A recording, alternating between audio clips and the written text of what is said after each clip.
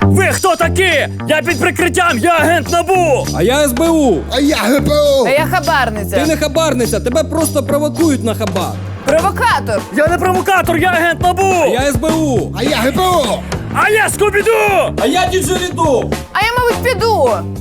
Ви думаєте, як ми всі потрапили в цю ситуацію? Our whole universe was in a hot, dense state that nearly 14 billion years ago expansion started. Wait, the earth began to cool, the autotrophs began to drool, Neanderthals developed tools, we built a wall. We built the pyramids, math, science, history, unraveling the mystery that all started with a big bang.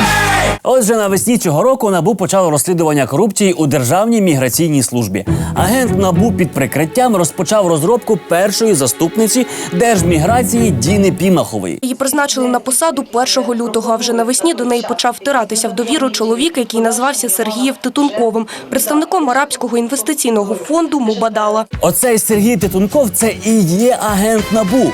Він вдавав із себе представника іноземця, якому терміново потрібно зробити українське громадянство. У відповідь чиновниця сказала, що така схема існує і вона коштує таку-то суму коштів. Агент НАБУ ще півроку вів потенційну хабарницю, щоб виявити всіх учасників та всі складові корупційної схеми отримання громадянства у нашій держміграції. Але замість схеми виявили його. Запевняє Пімахова, вона як посадова особа написала на нового приятеля заяву до СБУ і навіть не знала, що весь цей час за нею упадав агент Національного антикорупційного бюро під прикриттям. Ця пані з держміграції була готова вирішити всі прохання хлопця і навіть ціну турботи назвала $30 тисяч. І тут так одразу бемс! Через півроку побігла до СБУ. Що ж пішло не так? На чому проколов ще агент під прикриттям? Невже якісь невідомі обізнані люди з СБУ повідомили цю пані про те, що її намагаються зловити на хабарі? Та ні, це неможливо. Просто вона усвідомила, що хабарництво є бичем, який шматує знесилене тіло українського суспільства. І ось, коли до хабаря вже було рукою подати, вона заплакала. І отаку заплакану її зустріли випадкові перехожі з СБУ. Щоправда, випадкові перехожі з НАБУ кажуть, що хабар вона таки брала. Є заява одної з фігурантів нашого розслідування про те, що нібито відносно неї була провокація хабара. Хоча сам факт хабара вже був задокументований декілька місяців тому назад. І третя версія. Третя версія. Цифра 3. А може все ж таки агент НАБУ не дуже привабливий чоловік, який погано розбираючи у спиртних напоях і розбавляє кокаїн борошном. І цю версію придумав наш позаштатний сценарист, генпрокурор Юрій Луценко. Обговорилось питання пити з неї не вино, а що смачніше. Обговорилось питання інтимні і інші. З моєї точки зору, це аморальні і незаконні дії.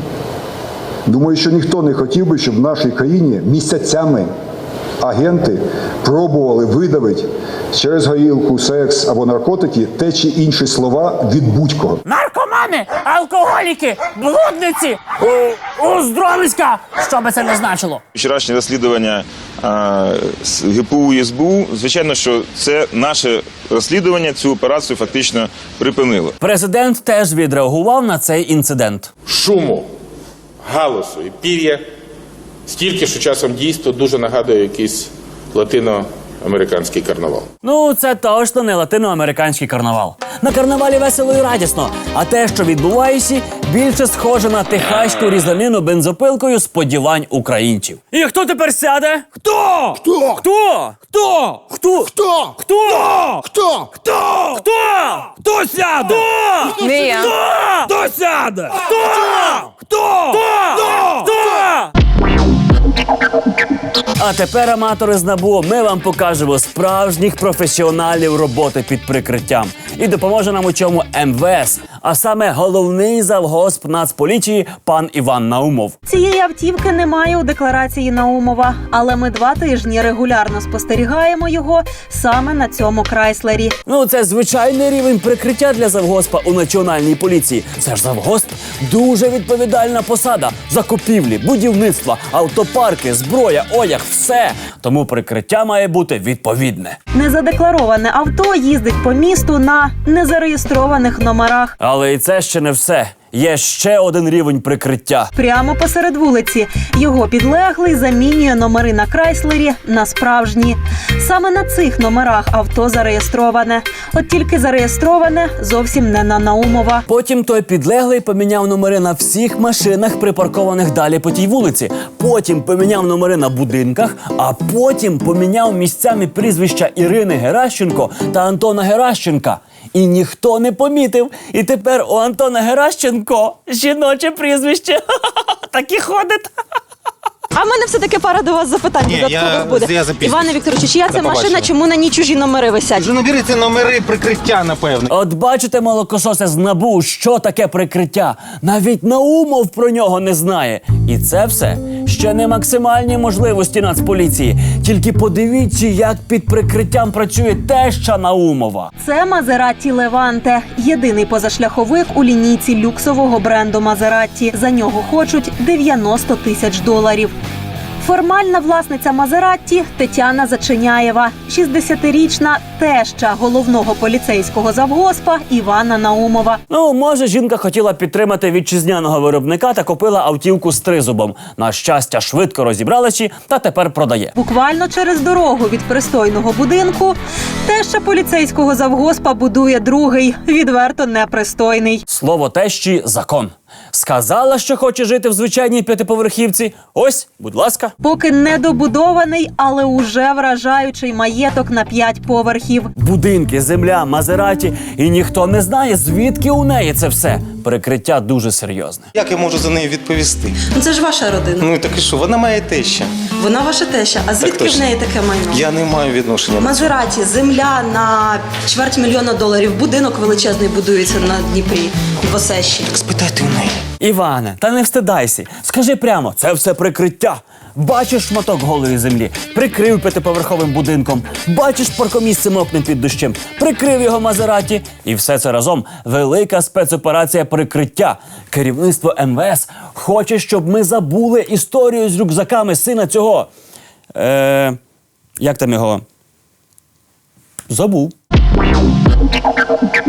Нова ініціатива МВС розділила країну. Пішоходи, які хочуть жити, проти автомобілістів, які не бояться вбивати. З 1 січня в Україні обмежать максимальну швидкість руху в містах до 50 км на годину. Ну, нормальна пропозиція. Так всюди в Європі. В чому проблема? Ну, это бред, понимаете? Никто этого придерживаться не будет. Чому бред? Це новий закон. Ти ж дотримуєшся інших законів і не кажеш, що це бред. Не вбиваєш, там не їси людей, намагаєшся не пити вино з черепів своїх ворогів, не толеруєш інцест. Хоча можу собі уявити, як колись за часів первісно-общинного ладу відбувалися дебати щодо заборони людожерства. Почему? Ничего себе. Люди не розуміли, як можна прожити без людських жертвопринесень. Ну, это бред, понимаете? Так само погано сприймалася і заборона інцесту. Никто этого придерживаться не будет. Але ж змогли.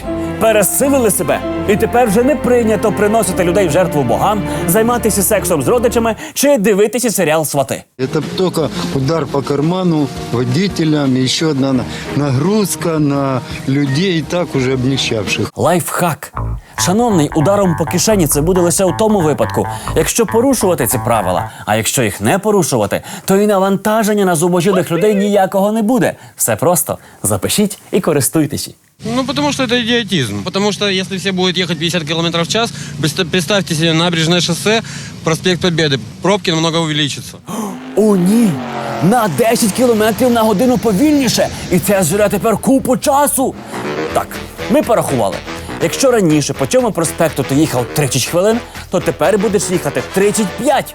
Жахливо! 5 безкінечних хвилин! Рівно на 1,5 пісні «Ой, мамо, на свята я не була свята» довше! Ну, потому что это идиотизм. У людини, яка перевищує швидкість, завжди знайдеш і пояснення, чому вона це зробила. Водій міг чому порушити? Він міг вести хвору дитину там до лікарні, там жінку до народжувати до родильного будинку. Він міг там переслідувати злочинця. Так, я летів 150, бо якраз переслідував злочинця. На передньому сидінні народжувала дружина, а ззаду бабуся з інфарктом та кінь з апендицитом, в якого, до речі, теж є своя думка з цього приводу. Вот в этом законе весь бред сегодняшней власти. Я теперь вам говорю, что из города Киева в город Черкассы при этом ограничении придется ехать минимум 6 часов. Черкащани, тривога. До вас їде Богословська. У вас ще є 6 годин на евакуацію. Ну, це бред, понімаєте? Ні, панове, це не бред. Це суспільний договір та правила співіснування. Коли ти, заховавшись у 2 тонни металу, несешся 120 км на годину, а на узбіччях тиснуться мішечки з кістками, які рухаються максимум 5 км на годину. Які тут шанси? Де тут бред, коли люди просто хочуть вижити? Але ж ні, ти хочеш повної свободи, хочеш літати проспектами, газувати, підрізати, обганяти, нестися, все що завгодно, аби тільки не думати про статистику смертності беззахисних мішечків під час ДТП. Це не бред, це здоровий глузд. Слухається справа про ДТП. Слово стороні обвинувачення. Ця жахливіша дорожньо-транспортна пригода призвела до руйнації транспортного засобу. Давайте заслухаємо потерпілу. Що? Зніміть з нього подушку безпеки.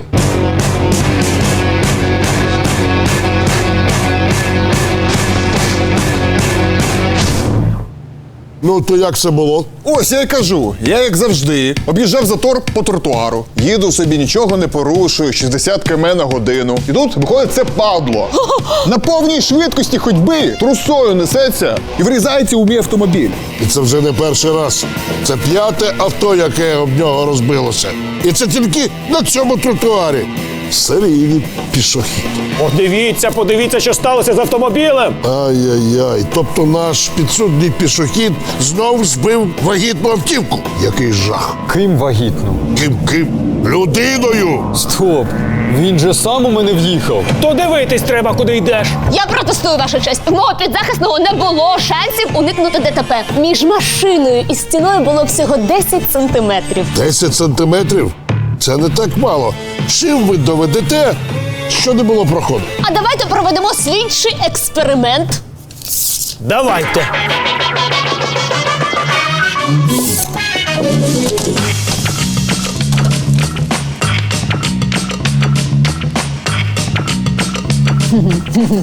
Будь ласка, нехай тепер та сторона нам продемонструє, як тут може пролізти людина.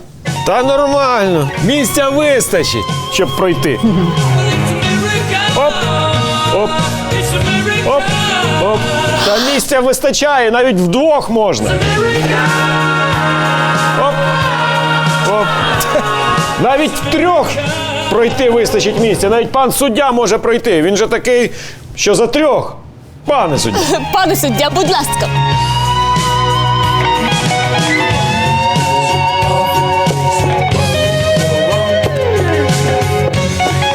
Вуаля! Так що ваші аргументи – це не аргументи. Ви краще спитаєте його, чого він такий міцний, що об нього автомобіль розбився. Слушне питання.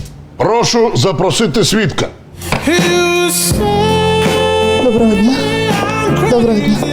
Скажіть, ви вже зустрічались з підсудним? Так, це наш сусід. Я сама канібал. Минулого літа хотіла його з'їсти, так всі зуби пообламувала. Жахливий чолов'яга. Прошу йти. Якийсь маразм. Я пішохід, я йшов тротуаром. Якого біса ви взагалі мене судите? Так, а кого ж судити? Шановний, якби ви собі спокійнісінько померли, ми б вас не судили. Вибачте, мені за тиждень ще комуналку платити. Я не можу померти. Комуналку платити? Ну, це схвально. А поки що суд обмежує вашу свободу пересування, вилучає взуття і право користуватися ногами. Так а що мені тепер, на руках ходити? Так. Я протестую, ваша честь. Ви хочете, щоб я знову об нього авто розбив? Так. Ніякої ходьби тротуарами. Повзайте каналізацію. Ходіть по проводах. Літайте, прив'язавши себе до повітряного змія.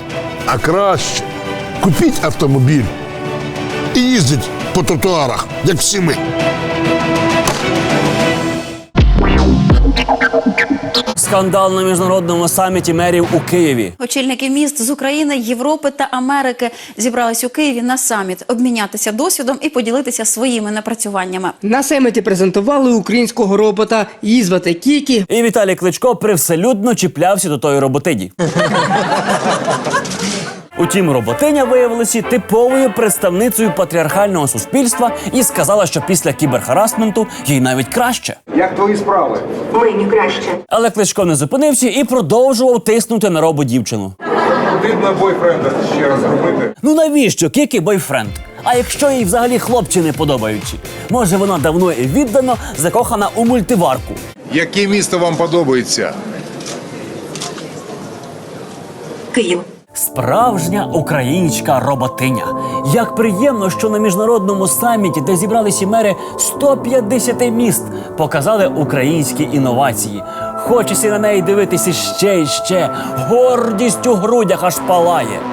І ми вирішили дізнатися, хто ж саме створив цього українського робота. На прямому зв'язку зі студією наш спеціальний кореспондент Роботислава Кравченко.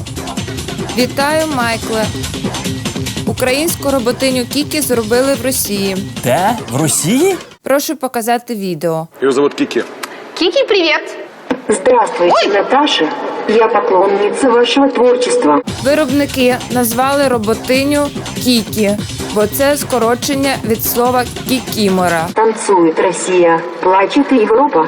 У кого самая красивая опа?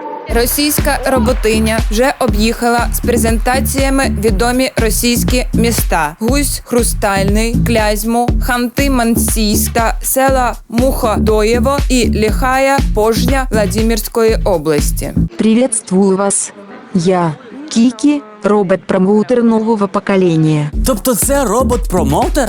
Так, Кікі можна орендувати на будь-який захід, навіть на саміт мерів, щоб нею захоплювався мер Кличко, думаючи, що її зробили в Україні. Тобто мер європейської столиці залицявся до російської рекламної ляльки, яку він вважає українським національним досягненням? Так, це неймовірний Дорогі мужчини, поздравляем вас з Днем защитников Отечества. Так, це справді сенсаційна новина. У Луцьку журналісти знайшли зікурат еротики, чи епіцентр оргазмів, чи межигір'я кохання, чи... Салон еротичного масажу чи дім розпусти. Вже близько 3 місяців у самісінькому центрі Луцька під боком правоохоронців працює салон інтимного масажу. Ага. Журналісти провели розслідування і виявили, що під вивіскою еротичного масажного салону діє дім розпусти, а під вивіскою хлібного магазину діє храм обжерливості, а під вивіскою будь-якого банку – капище жадоби. Так, журналісти у Луцьку зняли викривальний сюжет, але коли його дивишся, то можна подумати, що це реклама. Фірмовий еротичний віп-масаж обіцяє занурення у світ релаксу і забуття у компанії 2 оголених масажисток із шампанським. Це ж скільки треба шампанського випити, щоб забути, що ти в Луцьку? Салон еротичного масажу «Карамель» в центрі міста пропонує цілодобові еротичні масажі, які робитиме одна особа або й 2 масажистки. Дівчата будуть оголені, а після вибуху ваших емоцій від задоволення приймуть з вами душ. От бачите? Та вони ще й про гігієну містян турбуються. У критичний момент, коли вимкнули воду, можна прийти і помитися. Ви можете приєднатися до гри, яка перетікає в еротичний масаж. По його завершенню екстаз вам гарантований. І журналістка телеканалу Аверс сміливо влаштувалася на роботу, де гарантовано екстаз. Перший день навчання. Роблю класичний масаж одній з працівниць салону. В процесі допитуюсь про особливості професії. Ну, звісно. Ну, все. Все, ніяких церемоній, ніякого гаяння часу. Пацан був, хенджоб був, ну, все, йди працюй. Це, мабуть, найлаконічніший у світі курс навчання еротичного масажу. Та що там, взагалі курс навчання будь-чого? Грудьми, имитациями, ягодицами, там, руками, никаких, боже упаси, соприкосновения слизистых. Та який інтим, боже упаси! Чули, журналісти? Не інтим, а імітація. Як відреагували правоохоронці на мало не бордель під самим їхнім носом. Секундочку, що це за визначення таке мало не бордель? Це як взагалі? Ніби з цього боку дивишся бордель, а з іншого ефір телеканалу News One. З одного боку наче Луценко, а з іншого ніби генеральний прокурор. А ось так повернеш російський громадянин, а ось так кримінальний авторитет, а ось так мер Одеси. Заліпуха якась. Ну, ви раніше взагалі знали про цей салон чи ні? Чи ви вже так? І ось тут найцікавіший твіст усього сюжету. Таємничий герой, який трохи підіймає завісу над цією мало не розпусною, мало не історією. Я тільки знаю одне, що цей будинок стоїть на балансі ОВД. Здається, у Луцьку таки запрацював департамент міністерства занадто внутрішніх справ. І ось що говорить начальник поліції. Повірте мені, що якщо буде результат, ніхто ніяких поблажок нікому не буде давати. Не виключено, що після перевірки поліцією у салоні з'являться нові сервіси. Гаряча постанова, обшук сідницями та поза 102. Наступного ж дня просто навпроти суду в дверцятах автомобілів реклама боді-масажу для чоловіків. Потенційних клієнтів шукають навпроти суду. Ну, логічно. Коли виходиш з суду, інколи єдине, що може повернути тобі віру в людство – це масаж сідницями. І наша традиційна рубрика «Інклюзивність». Давайте запитаємо, про які проблеми, труднощі та жахіття нам розкаже цього разу Дмитро Щебетюк. Ні, Майкле, про труднощі не розкажу. Набридло. Життя яскраве і я хочу ним насолоджуватися. І сьогодні мені захотілося потанцювати. І ось я тут, у танцювальному залі. Привіт, потанцюємо? Привіт, із задоволенням.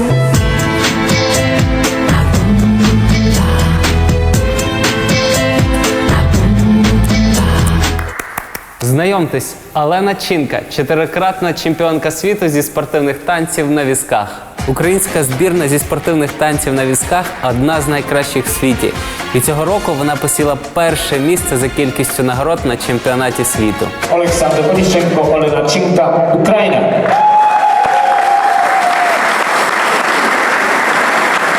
Я раніше думав, що не зможу танцювати, але коли побачив, як танцює Надія Савченко, зрозумів, що в мене теж є шанси.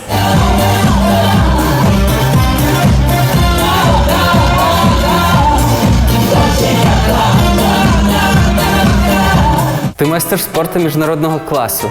Чи можу я в тебе за кілька хвилин цих щось навчитися? Я думаю, так. В основному винувати, якщо буде партнер. Не так повів. То зараз ми зробимо разом поклон. Ти мене виводиш так. Раз. До себе. Два. І Ого, ти так прокручуєш. Три. Ага. І показуєш на мене на партнершу. О, і робимо поклон. 4.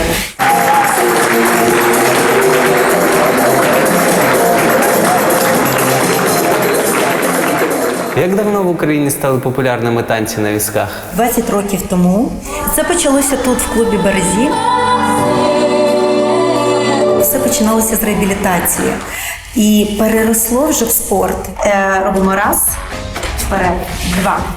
Руки робимо, 3. Захват робимо, захват на колеса. Ага. Ні, цією рукою ми робимо захват. А, і теж і там, ага. 3. І повернулися 4. І раз. 2 і 3 з плечима. 4. Класно. І ще раз. 2 і 3 і 4. Ну, ти бачиш? Вже не тільки поклон ти вмієш робити. У нас все вийшло. Так, дякую тобі. А як багато людей займаються танцями на візках просто в своє задоволення? Ну, ти знаєш, ми всі займаємося в своє задоволення.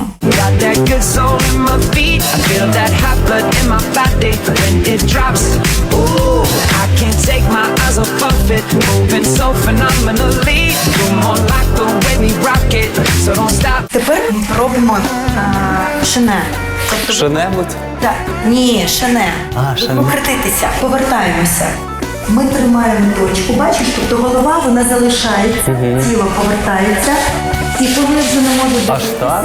Так. Ого. Я переводжу свій погляд, я вже бачу себе, і довертаю військово. Повертаємося. Голову залишаємо, погляд, перевели погляд і докрутилися. Залишаємо, перевели, докрутилися. Ага, ти потім одною рукою докручуєш, так? Ага. Через 10 років, як я займаюся, я вже розумію, що це мені зручніше так. Розумієш? От. Круто. А ви думали, що танцювати на візках можна лише так? Знову помилялись.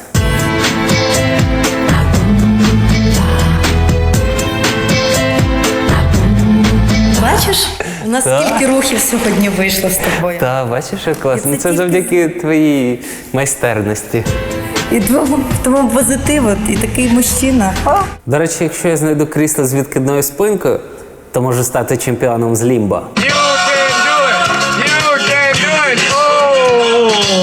Танго – це коли ми вже характер показуємо. Так? Віденський вальс – це краса, насолодження. Фокстрот – це дуже вже такі близькі відносини з жінкою та чоловіком. Але, знаєш, такі дуже такі скритні, десь там внутрішнє. Самба – це знайомство. От ми з тобою можемо там поробити там банс, це все робиться, такі кружочки різні там красиві такі рухи. А чача – це коли вже близькі, і знову ж таки і є румба. Це танець кохання.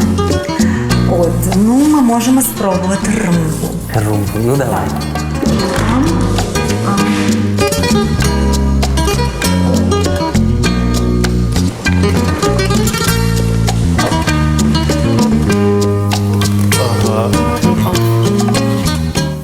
Так. Клас. Так, ще. Давай. Мені сподобалось. А тепер суперпозиція. Суперпозиція. Оцією рукою підтягнешся до партнерші, потім отак руку. Начебто ти мене хочеш погладити. Це ж танець кохання, розумієш? Так. Раз. От. І в сторону. Оп. Я дуже втомився і нічого не навчився. Краще піду собі тихенько потанцюю, як я вмію. Цей танець називається щебет-танго. Rendez-vous, rendez-vous, rendez-vous sûrement aux prochaines rêves. Tous les mêmes, tous les mêmes, tous les mêmes, et y en a marre.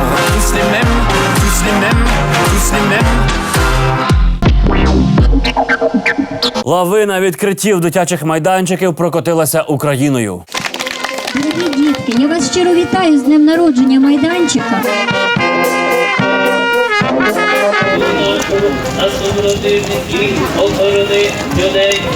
На одному з відкриттів було зафіксовано насильницьке цілування дітей.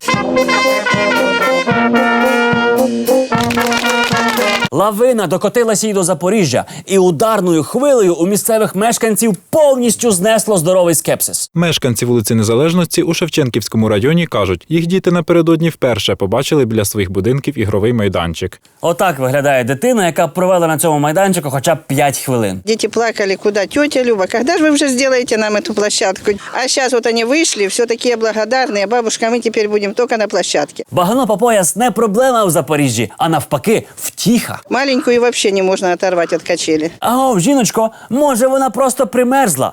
Треба вміти відрізняти фізичні явища від радісного екстазу. Хоча, будемо відверті, будівельники потурбувалися про дітей і навіть обладнали гірку канатом. Тепер у малечі є хоч якийсь шанс вибратися з цього болота живими. В цьому кварталі знаходиться 25 приватних будинків, і у кожному є діти. Панове, терміново перерахуйте дітей. Можливо, деяких вже засмоктало у багнюку. Говорять, про дитячий майданчик мріяли давно. За эту детскую площадку уже добиваемся не один год. Спокійно, жіночко. Мрія здійснилася, але тепер треба знову шукати сенс життя. Як вам мрія про новий шкільний автобус? Сложно было подобрать именно место для установки такой площадки. Так, спочатку думали поставити майданчик посеред худобомогильника, але вже хтось випередив. Довелося шукати нове місце. Реакция была, соответственно, очень положительна. До речі, ви звернули увагу, що протягом всього сюжету про дитячий майданчик нам не показали жодної дитини. Жодної! А може це діти від усього пережитого просто посивіли і вкрилися зморшками? Оце Ніна, їй 9 років. А оце Люба, їй скоро 6. На будівництво майданчика з міського бюджету виділили 200 тисяч гривень. І ми знайшли договір на встановлення цього дитячого майданчику на сайті Прозоро. Згідно з договором, на закупівлю обладнання для майданчика пішло 153 тисячі гривень. Навіть поверхневе порівняння цін у інтернеті показує, що на встановленні майданчика десь загубилося в багні плюс-мінус 100 тисяч гривень. Карусель в середньому коштує 7-8 тисяч гривень. Обидві гойдалки разом близько 9 тисяч. Гірка до 16, пісочниця 2 тисячі. Ще там є лавка і смітник по 1000 гривень, якісь будівельні матеріали.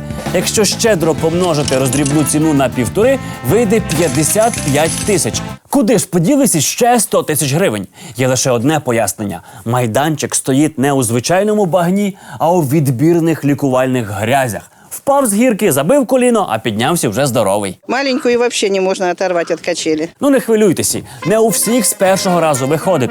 Головне, що ви намагаєтеся. Може наступного року дітей навіть не доведеться видовбувати зубилом від гойдалки на морозі. Найгарячіша новина. У Чернівцях через дірочку в монеті зняли собаче лайно. Сам пам'ятник виготовлений з чорного металу та пластику у вигляді монети, на аверсі якої зображений 1 американський долар, а на реверсі – портрет Марії Терезії. Ви думаєте, що в цьому сюжеті це було якось потрібно? Що в цьому є якийсь сенс? Ні. Серйозно, ні. Це сюжет про пам'ятник, але оператору було нудно і він показав лайно. Тобто я знав, що по українському ТБ люблять показувати лайно, але ж не так буквально, просто лайно. Подивіться уважно. Лайно. І в нашому музичному лайві гурт з Полтави «Меларон», що грає психоделічний інді-рок. І це саме те, що всім нам зараз так потрібно. Ваш стиль ви називаєте психоделічний інді-рок. Де ви психоделіку знайшли в Полтаві? Я там був. Тихе, затишне місце, і крім психоделічної мерії, більше нічого нема. По большей части мы просто любим гитарную педаль фейзер. Як це зв'язано з Полтавою, з місцями в Полтаві? Никак, это связано с психоделикой. Взагалі-то той, хто винайшов цю педаль, якраз і народився в Полтаві. Там є пам'ятник тому, хто винайшов педаль фейзер? Ну, ми збираємо Фейзеренко. кошти, поки ще не... Фейзеренко. Я читав, що ваше гасло – це світ, за задоволення, в якому не потрібно платити. Так. Чи це означає, що ваші концерти всі будуть безкоштовними? Чи це що це означає для вас? Ну, не всі концерти будуть безкоштовними, але ми саме в Полтаві намагаємося створювати свій такий мінімальний фест, який має назву «Концерт мрії». І безкоштовно граємо для своїх друзів, і друзів-друзів, і друзів, батьки приходять, бабушки, тітки, там таке все. Коти, собаки. Круто, я дуже радий, великі молодці. Що ви сьогодні будете грати? Песня называется «Монако». Монако. Свіжа якась ваша чи стара? Хіт? Це наш перший альбом. Круто. Дякую, хлопці. Вам слово. Співайте. Дякую. Гурт «Меларон». Мир, любовь, Меларон.